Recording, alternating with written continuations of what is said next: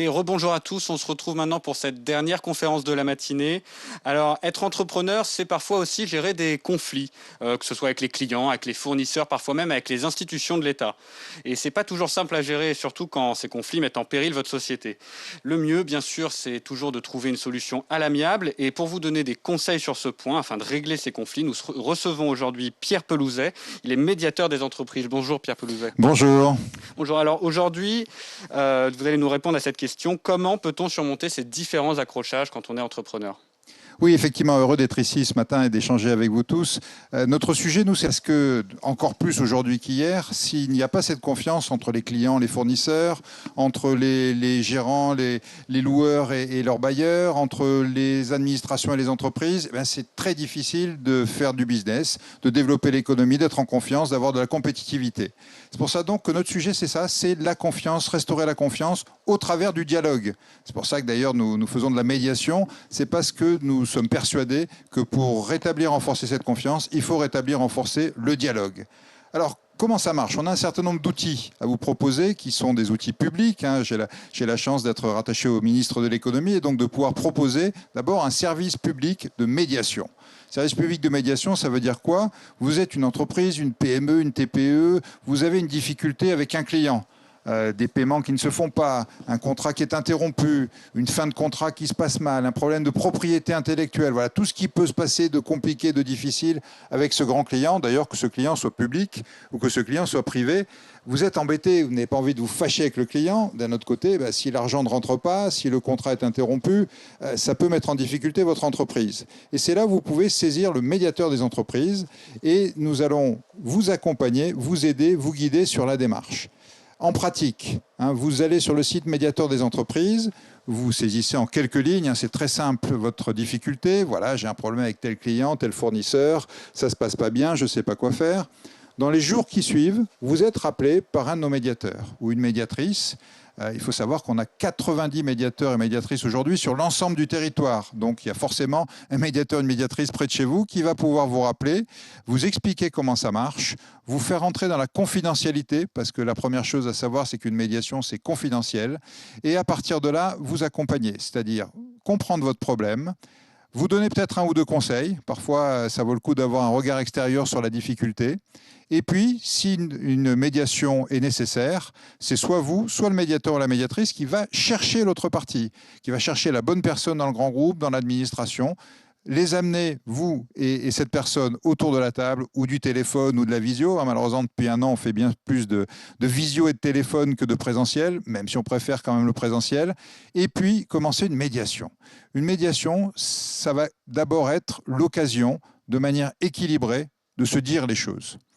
Vous avez une difficulté, c'est difficile parfois de le dire à votre grand client. Dans le cadre d'une médiation, en toute confidentialité, avec l'appui du médiateur, ça va être beaucoup plus facile. Et puis, le médiateur va permettre que le client ou le fournisseur vous écoute et qu'un dialogue s'instaure.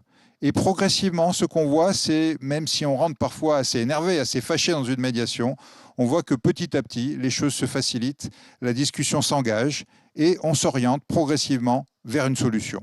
Et une solution qui est un accord entre vous et votre client, vous et votre fournisseur. Dans 70% des cas, cette solution est trouvée. J'insiste là-dessus parce que ça paraît presque un peu magique de se dire j'arrive, je suis fâché avec un client et je repars, on se serre la main ou on se touche le coude ou le poing et on a trouvé une solution ensemble. Et pourtant, dans 7 cas sur 10, ça fonctionne. Donc c'est un service qui est à la fois confidentiel, comme je le disais, qui est gratuit, c'est un service public et qui va vite. Et ça, c'est important aussi. On est conscient de l'urgence pour les chefs d'entreprise face à une difficulté. Je peux dire d'ailleurs qu'on l'a vécu de manière exponentielle dans l'année qui vient de se passer. Pour vous donner quelques chiffres, il y a 10 ans, quand la médiation a été créée, vous voyez, elle est issue de la crise précédente, il y a 10 ans, quand la médiation est créée, on faisait une centaine de médiations dans l'année. En 2019, quelques années plus tard, 8-9 années plus tard, on en faisait une centaine par mois. L'an dernier, ces chiffres ont été quasiment multipliés par 10. On a vu des milliers et des milliers d'entreprises venir en médiation. Et pourtant, on a réussi à tenir, on a réussi à faire front et on a réussi à vous offrir ce service de médiation tout le long de l'année. En début de cette année, ça se calme un petit peu, même si les niveaux restent élevés. On sent qu'il y a toujours de la tension dans l'économie, mais on est toujours là à votre écoute. Nos médiateurs sont à la fois des gens, soit de l'administration en région, ce sont des gens des directs ou des DRETS, comme on dit maintenant, donc des acteurs de l'administration formés à la médiation, formés pour vous accompagner. Mais aussi, nous avons la chance d'avoir des bénévoles, retraités, anciens chefs d'entreprise, anciens juges au tribunal de commerce, anciens cadres dirigeants, donc des gens qui connaissent pleinement l'administration, aussi formés à la médiation et qui peuvent vous accompagner. Donc le premier outil qu'on met en place pour vous, c'est cet outil de médiation, ce service, qui est encore une fois à votre disposition et que je vous engage à utiliser pour les problèmes avec vos clients, pour les problèmes avec vos fournisseurs, pour les commerçants. Notamment, on a eu beaucoup de sujets pendant la crise avec leurs bailleurs. Vous avez une difficulté, vous avez été fermé pendant un certain temps, vous n'avez pas pu payer votre loyer et votre bailleur a du mal à vous entendre, à vous écouter. Vous pouvez venir en médiation, on va vous aider, on va faire une médiation entre vous et le bailleur. Pour d'autres sujets avec l'administration aussi, notamment je pense aux entreprises qui ont été en grande difficulté parce que les restaurants, les hôtels, les discothèques, tous ces commerces qui ont été fermés, vous pouvez nous saisir aussi si vous avez des difficultés pour obtenir votre fonds de solidarité ou pour obtenir d'autres aides de l'État. Je vous conseille d'abord d'aller voir votre chambre de commerce pour vous assurer que vous avez bien fait tout ce qu'il fallait être fait. Mais si la difficulté persiste, nous sommes là en deuxième niveau pour vous aider avec des difficultés avec les administrations. Donc vous voyez un champ très large. N'hésitez pas, si ce que j'ai dit n'est pas clair, d'une part à poser des questions, j'espère qu'il y en a qui vont arriver, je regarde la tablette qui est mise à ma disposition, mais aussi à aller sur le site, vous avez un bouton saisir le médiateur, mais vous avez un autre bouton qui est poser une question au médiateur. Donc s'il y a un doute, s'il y a une question, n'hésitez pas, là aussi nous avons plusieurs personnes derrière ce bouton question au médiateur qui sont là pour vous aider, pour vous répondre, pour vous accompagner. Donc sur ces deux services, n'hésitez pas, encore une fois, je l'ai dit plein de fois, mais c'est le but, que vous n'hésitiez pas à nous saisir pour qu'on puisse vous accompagner. Ça, c'est tout le côté médiation, qui se développe d'ailleurs aussi sur d'autres dimensions. Je pense notamment à des médiations collectives, c'est-à-dire si vous êtes plusieurs à avoir le même sujet, n'hésitez pas aussi à venir à plusieurs. Vous pouvez vous regrouper si vous êtes dans une fédération professionnelle, une association, un club, un syndicat, toute forme de regroupement, mais que vous avez un sujet avec le même client, le même fournisseur, la même difficulté, vous pouvez aussi venir collectivement, ce qui nous permet de gérer le sujet collectivement. Pour votre information aussi, nous travaillons aussi au niveau de certaines filières. Les filières, je pense à l'automobile, je pense à l'aéronautique, je pense au BTP, sur lesquelles on travaille là sur des problèmes plus systémiques, les difficultés qu'il peut y avoir à l'intérieur de ces filières. On est là pour les écouter, pour les entendre, et on a d'ailleurs des médiateurs spécialisés sur pas mal de ces filières. Partie médiation, c'est important, venir réparer, venir en pompier, venir quand il y a une difficulté. On essaie aussi d'avoir une deuxième partie qui est plus de la prévention. Vous voulez changer les relations, vous voulez vous engager, vous voulez montrer que vous avez un engagement, notamment sur vos relations avec vos fournisseurs, que vous avez un engagement sur vos achats responsables. Nous avons, avec le Conseil national des achats, donc les professionnels des métiers de l'achat, créé une charte de bonnes pratiques qui donne les 10 bonnes pratiques à respecter dans une relation client-fournisseur équilibrée. Cette charte a aussi connu un engouement spectaculaire. On l'a lancée aussi il y a 8-9 ans. Elle a plus de 2000 signataires aujourd'hui à son actif, c'est-à-dire qu'il y a 2000 entreprises où régulièrement, plusieurs fois par an, on fait travailler ensemble, il y a des bonnes pratiques qui sont diffusées. Donc n'hésitez pas là aussi à aller sur le site médiateur des entreprises, regarder la charte, si ça vous intéresse, à la signer et à rentrer dans ce club de partage de bonnes pratiques, dans ce club de partage de valeurs.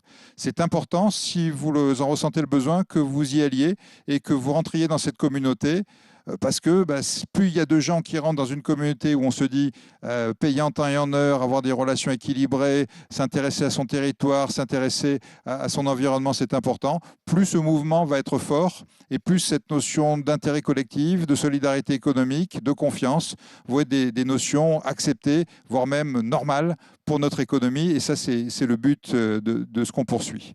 Pour aller un petit peu plus loin d'ailleurs, au-delà de la charte, qui est une première étape, vous avez un parcours qui peut vous amener à un label achat responsable, qui est un label de haut niveau même mondial, je peux vous le dire, puisque nous avons réussi à créer une norme ISO sur les achats responsables. Donc, quand vous avez ce label s'appuie sur une norme ISO mondiale sur les achats responsables. Donc, vous voyez, c'est un outil de haute portée et qui peut vous intéresser aussi. Voilà, vous voyez donc plusieurs outils. Label, charte, médiation, tout ça est pour vous. Tout ça est pour vous, sous réserve que vous les utilisiez. J'allais dire, la plus grande frustration du médiateur, c'est d'apprendre après coup qu'une entreprise qui est en difficulté, qu'une entreprise qui avait envie de s'engager ne l'a pas fait. et qu'elle se retrouve en difficulté alors qu'on aurait pu l'aider. Franchement, je préfère que vous veniez un peu trop tôt en médiation qu'un peu trop tard.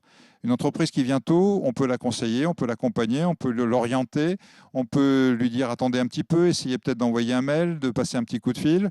Une entreprise qui vient trop tard, bien sûr, on va faire la médiation, bien sûr, on va l'aider, bien sûr, on va l'accompagner, mais à chaud, c'est quand même plus compliqué qu'à froid. Et comme je le disais, on l'a vécu de manière assez brutale et forte sur les 12 mois qui viennent de se passer. Voilà donc ce que je voulais partager avec vous, avec ces conseils, avec cette écoute. Sachez aussi qu'on travaille sur les marchés publics, hein, donc n'hésitez pas aussi à nous saisir sur les marchés publics. D'ailleurs, je précise, et vous le verrez aussi sur notre site, que nous venons d'émettre un guide à l'attention des entreprises sur les marchés publics. Parce qu'on se dit que c'est frustrant d'avoir des milliards d'euros. Hein, les marchés publics, c'est des dizaines, voire des centaines de milliards d'euros. Et voir que finalement, la proportion de PME, voire de TPE qui bénéficient de ces marchés publics est relativement faible par rapport au nombre de PME, TPE qui existent dans le pays. Donc, je vous engage à aller aussi découvrir ce guide sur les marchés publics.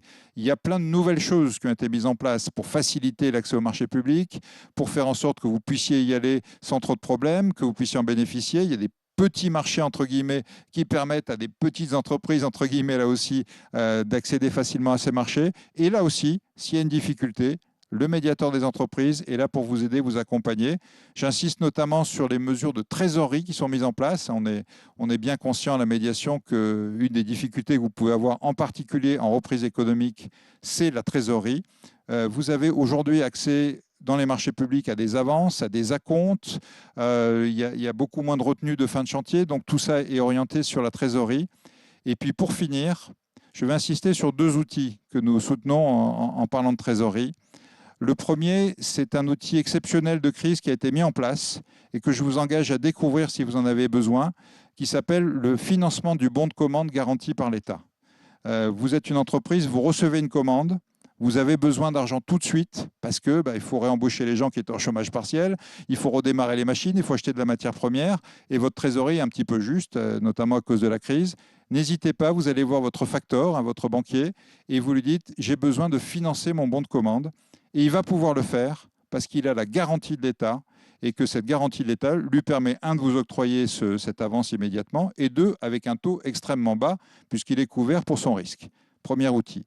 Deuxième outil, la dernière chose que je vais partager avec vous et après je vais prendre vos questions, c'est le paiement fournisseur anticipé. C'est là aussi un outil qui se développe de plus en plus. Si vous allez par exemple travailler avec l'UGAP, si vous allez travailler avec EDF ou avec un certain nombre d'autres, vous avez accès à cet outil qui vous permet d'être payé beaucoup plus tôt, avec là aussi un taux d'intérêt extrêmement bas, puisque le facteur, hein, le banquier qui va vous avancer l'argent, n'aura pas de risque puisqu'il sera garanti par le client d'être payé à échéance. Vous voyez beaucoup de choses, beaucoup de sujets sur lesquels on travaille et j'espère que j'ai été assez clair pour les décrire. Néanmoins, évidemment, à votre écoute, je regarde s'il y a des questions. Je n'en vois pas à ce stade. Je vais peut-être patienter une petite minute pour voir s'il y en arrive d'autres avant de repartir sur d'autres sujets.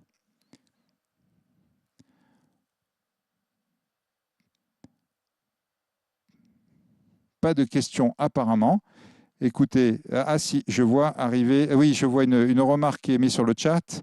Vous voyez le paiement fournisseur anticipé, vous avez toutes les données qui sont mises dessus. Bon, s'il n'y a pas d'autres questions, je vais continuer à enchaîner et j'espère que vous resterez attentifs. Il nous reste quelques minutes. Sachez aussi qu'on travaille beaucoup sur l'innovation. L'innovation, c'est un sujet important, c'est même un sujet clé puisque c'est ce qui va faire aussi que votre entreprise va être plus compétitive ou moins compétitive. Et dans les temps qui sont devant nous, ça va être important de l'être le plus possible. Nous avons aussi été missionnés pour travailler sur l'innovation. Je pense notamment au crédit impôt recherche, au crédit impôt innovation. Pour ceux qui en bénéficient, c'est un sujet important. Vous pouvez d'ailleurs avoir des difficultés, et là aussi la médiation est ouverte pour vous. Mais je tiens à signaler en particulier quelque chose que nous avons mis en place concernant les cabinets conseils sur le crédit impôt recherche, crédit impôt innovation. Vous le savez, il y a beaucoup de cabinets conseils qui peuvent vous accompagner sur le chemin du crédit impôt recherche ou du crédit impôt innovation. On s'est rendu compte quand même qu'il y avait un certain nombre de difficultés. La qualité de ces cabinets était un peu hétérogène. Et donc, on a travaillé comme toujours en mode médiation. On a réuni tous les acteurs du monde de l'innovation, que ce soit les associations de cabinets conseils, que ce soit les associations de PME innovantes, que ce soit les ministères concernés. Et on a mis en place un référencement des cabinets conseils. Donc sachez que sur le site toujours médiateur des entreprises, j'espère qu'avec tout ce que j'ai dit, vous aurez déjà cliqué même sur le site et vous êtes en train de le regarder, mais sur le site du médiateur des entreprises, vous trouvez aussi ce référencement des cabinets conseils. Et donc vous saurez que ces cabinets ont été validés, normalement vous vous amenez un service de qualité, vous dire si vous y avez droit ou si vous n'y avez pas droit. On avait vu à une époque beaucoup de difficultés de gens qui pensaient y avoir droit, peut-être parfois mal conseillés, et qui malheureusement, au bout d'un an, 2 ans, 3 ans, se faisaient redresser parce que, en fait, il n'y avait pas droit. Donc, autant aller vers un cabinet sur lequel vous avez des garanties, et c'est ça qu'on a voulu faire au travers de ce référencement des cabinets conseils. Alors, voilà, j'ai une question, et donc je vais y répondre. Combien de temps dure une médiation ?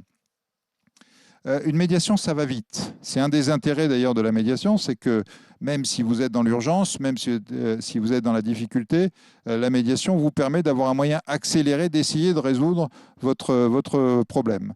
Une médiation, c'est quoi? On se rencontre avec le médiateur ou vous-même allez chercher l'autre partie, ça j'allais dire c'est le temps un peu incompressible, et après il faut une réunion, 2, parfois 3, donc en quelques jours, en quelques semaines, on y arrive. Et après, j'allais dire, dans 7 cas sur 10, comme je le disais, on sait qu'on va résoudre le problème. Si au bout de 3 réunions, en revanche, on se rend compte que personne n'a bougé, on sait qu'on ne le résoudra pas, donc il vaut mieux passer à autre chose, par exemple aller au tribunal ou d'autres solutions un peu plus dures. Donc l'immense majorité de nos médiations se terminent en moins de 2 mois. Donc, vous voyez, c'est un temps rapide et c'est pour ça qu'on vous encourage à y aller parce que vous pouvez apporter une solution en quelques mois alors que d'autres modes de résolution des conflits vont beaucoup plus loin.